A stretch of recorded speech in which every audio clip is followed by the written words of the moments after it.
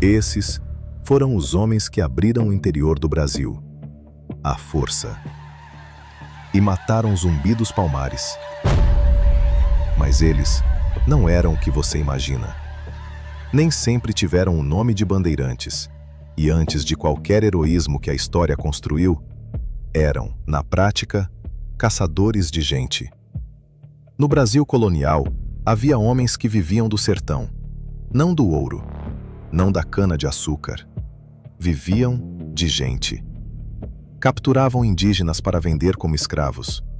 Destruíam quilombos por contrato.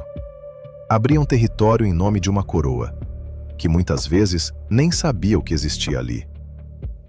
O Brasil que conhecemos hoje não nasceu pronto. Ele foi invadido e conquistado, palmo a palmo, aldeia por aldeia, e corpo a corpo. Essa conquista teve um nome, teve método, e teve homens que a executavam. Com o tempo, ficaram conhecidos como bandeirantes. Quando se pensa em bandeirante, a imagem que persiste é a de um homem branco, europeu. Porém, essa imagem não veio do período colonial. Foi construída depois. Mas afinal, quem eram esses homens? Na maior parte, não eram a elite branca da colônia. Não eram administradores, nem homens da corte. Eram mamelucos, filhos de europeus com mulheres indígenas. Homens entre dois mundos, que não pertenciam completamente a nenhum deles. Nem brancos o suficiente para a elite colonial, nem indígenas o suficiente para as aldeias. Eles conheciam o sertão porque haviam crescido ali. Falavam as línguas indígenas porque eram as línguas de suas mães. E serviam ao sistema colonial, porque era uma das poucas formas de ascensão disponíveis para quem estava nesse meio. E foi exatamente nesse espaço de não pertencimento que o sistema colonial encontrou um tipo de homem extremamente útil. Não havia escola para se tornar um bandeirante. Não havia manual. Havia vilas onde essa prática já existia. Havia homens que ensinavam outros. A primeira expedição começava cedo, ainda jovem, como auxiliar, como guia. O aprendizado vinha da experiência, e muitas vezes, das próprias mães indígenas. A língua que falavam entre si não era o português da coroa. Era a chamada língua geral, baseada no tupi, usada por indígenas, colonos e bandeirantes por séculos no interior do Brasil. Em muitas regiões, era mais comum que o próprio português. Com o tempo, essa língua seguiu caminhos diferentes. E na Amazônia, ela ainda existe. Nhengatu, do tupi, fala boa. Assim essa língua se definia. Isso é importante entender. O homem que entrava no sertão para destruir aldeias, muitas vezes era filho daquele mundo. Falava a língua, conhecia os caminhos, entendia os costumes, e usava esse conhecimento para encontrar, para cercar, para capturar. E essa é uma contradição central. O conhecimento que permitia entrar no sertão vinha das mesmas culturas que seriam destruídas. Por esses motivos, eram vistos como homens rudes, como gente de fora da civilização da própria colônia. Mas essa imagem não era completa. Alguns escreviam, assinavam documentos e se comunicavam diretamente com o poder. As operações desses homens não aconteciam de maneira aleatória. Tinham organização, tinham estrutura, tinham nome. Eram chamadas de bandeiras. Bandeira era o nome dado às expedições que partiam de São Paulo em direção ao interior ainda inexplorado. Podiam ter dezenas de homens, podiam ter centenas, às vezes milhares. A maioria não era financiada pela coroa, nem pelo governo. Eram organizadas pelos próprios líderes, empresas privadas de conquista. Mas isso não significava estar fora do sistema. O território continuava sendo da coroa. E quando a expedição dava resultado, era reconhecida, recompensada, incorporada. Essas expedições seguiam lógicas diferentes, cada uma com um objetivo e com um tipo de resultado. As primeiras bandeiras buscavam riqueza mineral, ouro, prata, esmeraldas e diamantes. Por quase 2 séculos, avançaram pelo sertão e encontraram muito pouco. Mas continuaram, abrindo caminhos, mapeando rios, fundando os primeiros núcleos, onde depois surgiriam cidades. Sem essas expedições, o Brasil teria o tamanho de uma faixa litorânea.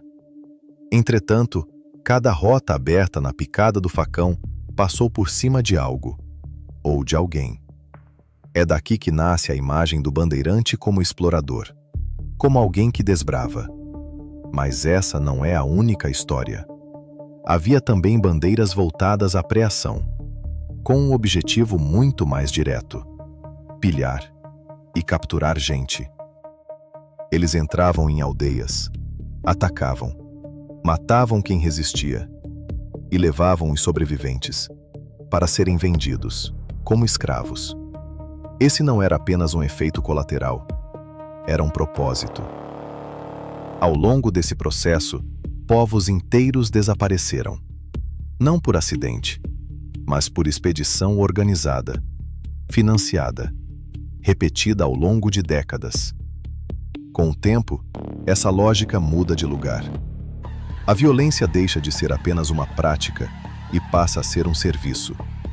Surgem as bandeiras de contrato, expedições organizadas sob encomenda, pagas pela coroa ou por elites locais, para resolver problemas específicos, destruir quilombos, reprimir populações indígenas, garantir controle sobre territórios que escapavam do sistema.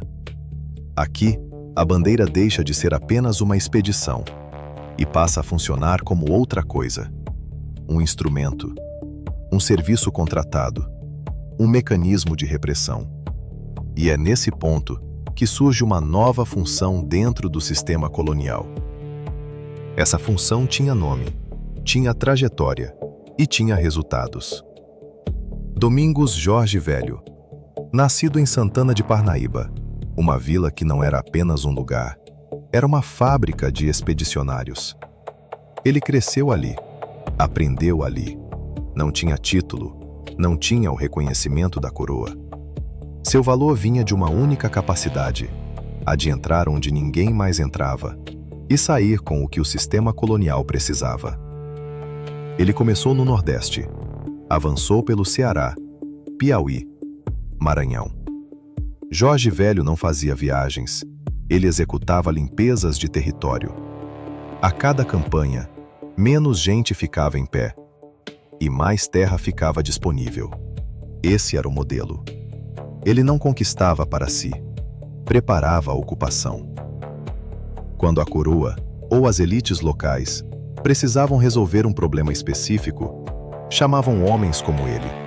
Sentavam, negociavam um preço, definiam os alvos. A violência deixava de ser um crime e passava a ser um serviço. E é nesse ponto que ele é chamado para o massacre que o faria entrar para a história.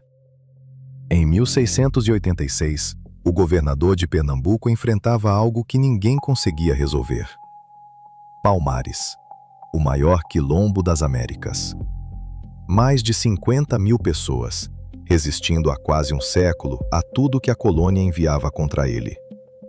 25 expedições, todas fracassadas. A decisão foi buscar o homem mais eficiente disponível. Não o mais civilizado, não o mais apresentável, o mais eficiente. Domingos Jorge Velho. Após 5 anos de negociação, o acordo foi selado. E o que Domingos exigiu revela a lógica desse mundo.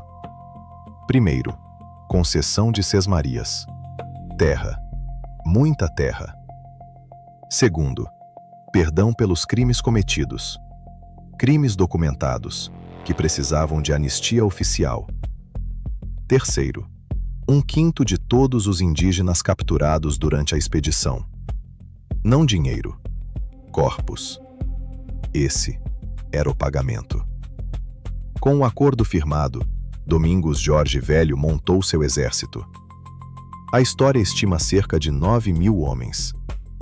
Para comparar, Palmares mobilizou, em seu momento final, cerca de 15.000 pessoas em sua defesa. Mas quem eram os 9.000 de Domingos? Não eram soldados regulares da coroa. Ele próprio explica isso em carta ao rei de Portugal, em 1694. Nossa milícia, senhor, é diferente da regular que se observa em todo o mundo.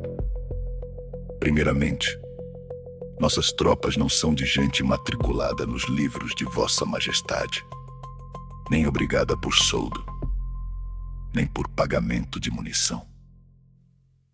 Ou seja, uma milícia fantasma, sem registro ou salário, movida exclusivamente pela promessa de terras e pelo direito de pilhar o sertão. Eram uma soma de ameríndios e mamelucos, homens que o próprio sistema colonial empurrava para fora, agora mobilizados para destruir a resistência de outros. Isso não foi um desvio, era parte do funcionamento. O sistema colonial operava assim: usava os que estavam à margem para conter, destruir ou capturar outros que também estavam. E cobrava de todos o preço de não pertencer ao centro. Em 1694, Domingos Jorge Velho iniciou o cerco à Cerca do Macaco, o principal núcleo fortificado de Palmares. Pela primeira vez, a artilharia pesada foi levada até o confronto. Canhões. 22 dias de cerco depois, a aldeia caiu.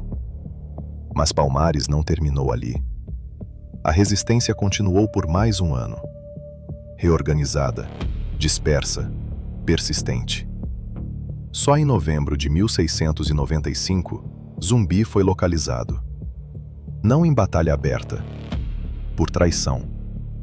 Um de seus próprios comandantes, Antônio Soares, foi capturado e torturado até revelar o esconderijo de Zumbi na Serra Dois Irmãos.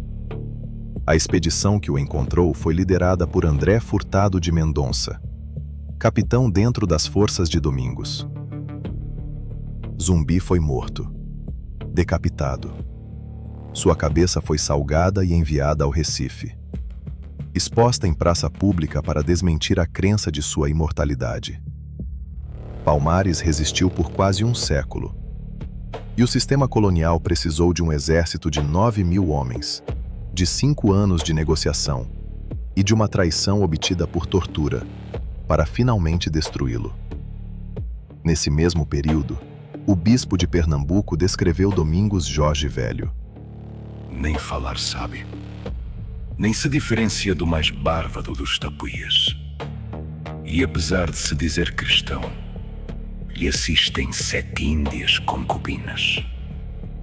O homem que o sistema colonial usou para resolver aquilo que não conseguia controlar era, aos olhos desse mesmo sistema, um bárbaro. Essa contradição não é ironia. É a lógica funcionando. No final do século XIX e início do século XX, algo curioso aconteceu. Os bandeirantes viraram heróis. Não os bandeirantes reais. Mamelucos de pé no chão, falando língua geral, cheios de concubinas indígenas, vivendo do sertão que destruíram por mandato e por função. Mas uma versão inventada. Homens brancos, de trajes europeus, poses de conquistadores, fundadores de uma nação. Essa construção não foi acidente, foi projeto. São Paulo crescia economicamente. A elite paulista precisava de uma narrativa de origem nobre, que justificasse sua posição de liderança sobre o resto do país. O bandeirante virou símbolo dessa narrativa. Raposo Tavares ganhou estátua. Fernão Dias ganhou rodovia. Bartolomeu Bueno ganhou avenida.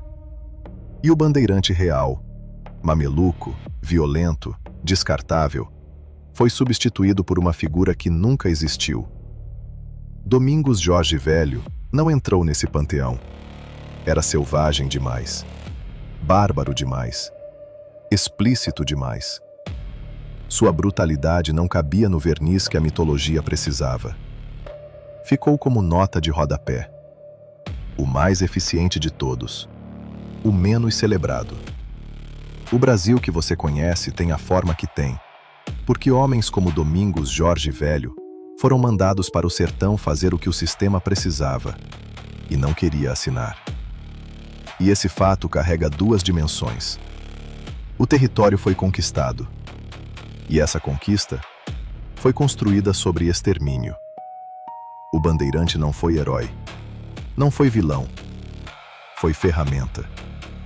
Uma ferramenta que o sistema criou, treinou sem escola, usou sem escrúpulo, recompensou parcialmente e depois decidiu como queria lembrar. Ou esquecer. Mas algumas coisas o sistema não esqueceu. Guardou. Institucionalizou. Deu farda. Em 1831, 130 anos depois de Palmares, São Paulo criou a Guarda Municipal Permanente, precursora da Polícia Militar do Estado de São Paulo, estruturada sobre o que seus fundadores chamavam de tradição da milícia bandeirante.